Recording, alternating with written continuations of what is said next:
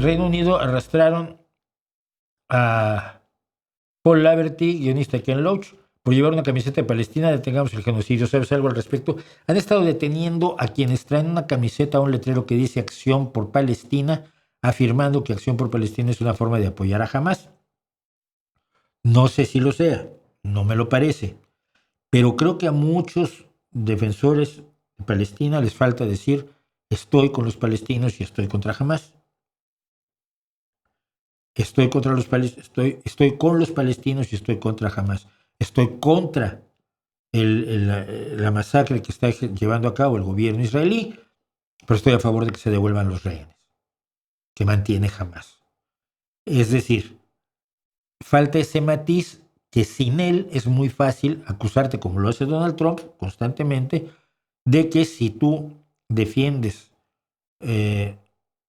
al pueblo palestino o rechazas la brutal masacre de Israel contra el pueblo palestino, estás defendiendo a Hamás.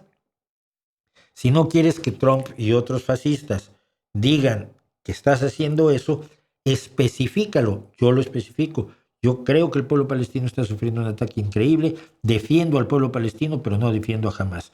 Condeno hasta lo más condenable posible las acciones del gobierno y el ejército israelí, pero deseo que los rehenes sean devueltos a sus casas vivos en Israel.